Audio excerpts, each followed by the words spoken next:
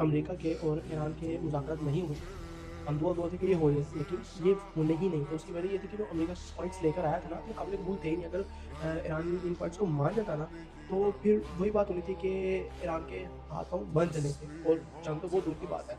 वो in future तरक्की भी नहीं कर सकता था। ठीक है ना? ये तो वैसे ही सोच के बैठे थे कि इनको पत्थरों के ज़माने में कुछ आना है, लेकिन ज़ाहिर-सी बात है, इन्हीं के मानने वाले ये जल्दी पीछे तो हटने वाले नहीं हैं। वो कोई मुनाफ़िक थोड़ी हैं। वो तो लड़ने के लिए ही पैदा होते हैं और लड़ते हैं, सारी उम्र लड़ते हैं और एंड पर शहीद हो जाते हैं। पॉइंट इसके अल्हम्दुलिल्लाह पाकिस्तान की इज़्ज़त तो हुई थी जंग में, लेकिन ठीक है, थोड़ा-सा ज़रा पाकिस्तान को ना ज़मीन पर आ जाना चाहिए। उसकी वजह ये है कि आपके मुल्क के अंदर 30% से ज़्यादा लोग पॉवर्टी सर्कल में जी रहे हैं और 44% लोग इस वक़्त मिडल क्लास हैं, जो बेचारे इस मुश्किल में ज़िंदगी गुज़ार रहे हैं कि कहीं हम गरीब ही ना हों। तो अब बहुत ज़्यादा इम्पोर्टेंट ये है कि हमें 2 चीज़ों पर काम करना है। एक, हमें अपने ताल्लुकात मुस्लिम ममालिक के साथ बेहतर करने हैं, जिसमें ईरान है, तुर्की है, सऊदी अरब है। सऊदी अरब के साथ तो हमारे मोहब्बत बेहतर है, लेकिन हमें अब ईरान के साथ मज़ीद बेहतर होना। और मैं इस इत्तेहाद की बात क्यों कर रहा हूँ, क्योंकि आप लोगों को पता लग गया है कि जिस तरीके से फेक स्टेट ने लेबनान के अंदर जुल्म शुरू किया है, तो वो दिन अब बहुत ज़्यादा दूर नहीं है कि जब ये जानवर जो है ना, ये इस तरफ भी आएगा।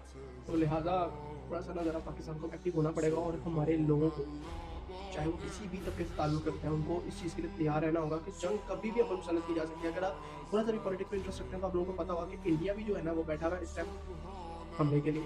वो अपनी उस बेइज़्ज़ती का बदला लेना चाह रहे हैं, जो उनकी 2025 में हुई थी।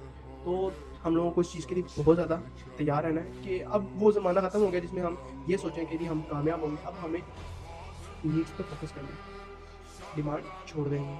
अब ज़रूरत ये है कि हम एक्स्ट्रा चीज़ों को छोड़ दें। अगर आप महीने में 2 दफ़ा वोटलिंग करते थे, तो 1 दफ़ा वोटलिंग करें, क्योंकि जो दुनिया की सूरत बन रही है ना, उसके अंदर फाइनेंशियल स्टेबिलिटी बहुत थोड़ी रह गई।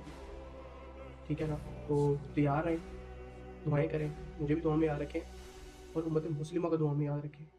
और एक उम्मत बन के सोचें, शिया सुन्नी बिल्कुल ही बने, क्योंकि ईरानी भी हमारे भाई हैं और सऊदी भी हमारे भाई हैं। हमें एक उम्मत बनना है, जो सबसे ज़्यादा इम्पोर्टेंट टॉपिक है, उम्मत, मुस्लिम उम्मा।